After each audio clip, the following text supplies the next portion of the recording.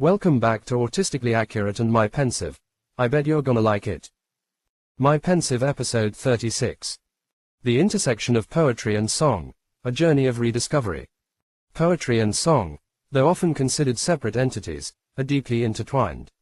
Their roots share a common foundation: language, emotion, and rhythm. Yet, the question arises, where does poetry end, and where does song begin? In pondering this question, we find ourselves treading into the murky waters of perception and experience, realizing that the distinction between the two is not as clear-cut as we may have once thought. This realization can evoke what we might call a Dunning-Kruger moment, a cognitive reckoning, where initial confidence is humbled by the complexity beneath the surface. At its core, poetry is the artful arrangement of words, often laden with meaning, imagery, and meter. Its beauty lies in its capacity to evoke profound emotions through structure and language alone. A poem may stand silently on a page, relying on the reader's mind to give it life. Songs, on the other hand, take that same language and inject it with melody, rhythm, and often, instrumentation, creating a multisensory experience. A song is dynamic. It demands the engagement of the voice, ears, and often the body itself, calling us to move with its rhythm and feel its message with visceral immediacy.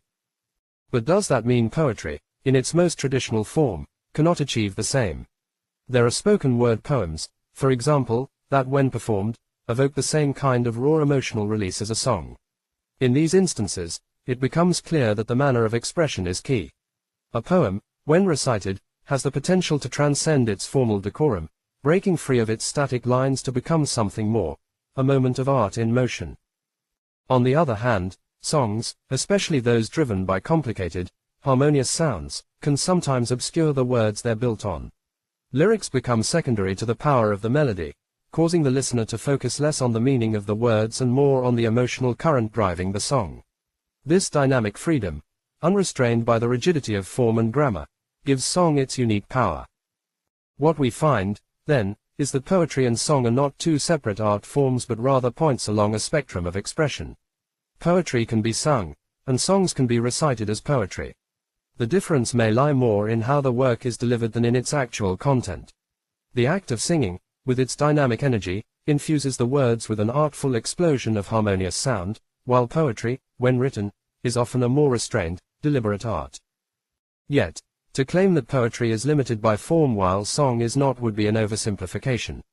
In truth, songs, too, are often bound by formal structures, verses, choruses, bridges, that shape the flow of the music. And poetry, when read aloud or internalized, can release its own kind of rhythm and melody, subtle but powerful in its own right. Ultimately, rediscovering the relationship between poetry and song demands critical thought and reflection.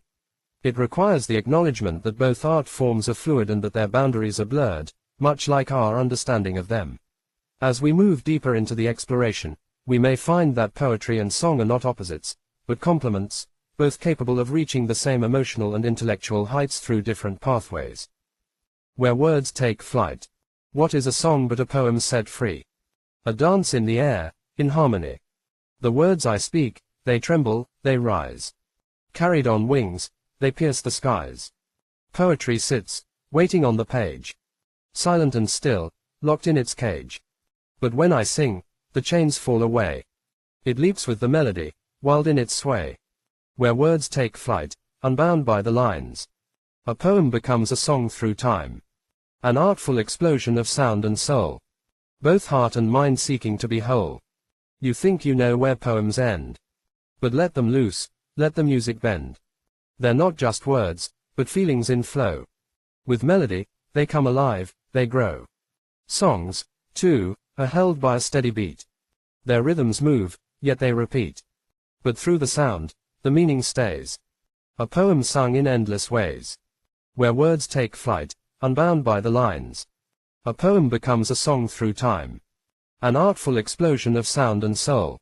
Both heart and mind seeking to be whole. It's not the form, it's how we feel. A song, a poem, both are real. Released from structure, set alight. The voice transforms the silent night. Where words take flight, unbound by the lines. A poem becomes a song through time. An artful explosion of sound and soul. Both heart and mind seeking to be whole. So let them soar, both song and rhyme. Unfurl their wings and watch them climb. A whispered verse, a shouted tune. Together they rise beneath the moon. The pine cone's journey, a poem.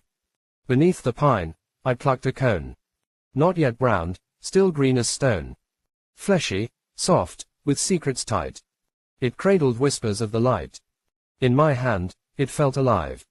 Though still, its breath began to thrive. A future promised in its shell. Of ancient woods, where giants dwell. Days passed by, and slowly so. The cone began to let me know that even severed from its tree, it held a link to mystery. The heat would coax its scales apart. A silent rhythm in its heart. The light would gently close them tight, as if it danced with fading night. Though dried and brown, no longer green, its living pulse could still be seen. In open close, it called to me, a relic of the forest sea.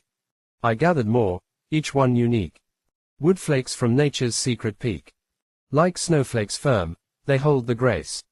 A sign of time in every place. Snowflakes, fleeting, melt and fall. But pine cones stay, despite it all. Inanimate, yet full of breath. They mimic life, defying death. I watched my first cone shift and dry. A lesson learned beneath the sky. From green to brown, from soft to strong. Its journey echoed nature's song. The life it held, the growth it showed. The seeds within it, waiting, stowed. Though it left its branch behind. Its memory lived, entwined with mine. Now I collect these signs of life. Woodflakes shaped by sun and strife. Each one a story, still and pure. A symbol of what will endure. For even when the green has gone, and time moves on, and years grow long, the pine cones hold a lasting thread of heat and light, though they seem dead. They open, close, with heat and glow. Inanimate, but still they show that life persists in quiet things, in woody cones and whispered rings. So in my hands, I hold the past, the green that couldn't ever last. Yet in each cone, a world anew, as timeless as the skies are blue. Thank you for watching this presentation. I'm confident I will compose and upload more regularly now that I have an AI reciting my script of saved philosophical commentary posts for your edutainment. Please like, comment, subscribe, and share my videos and channel to everyone you believe will appreciate such serendipitously informative content.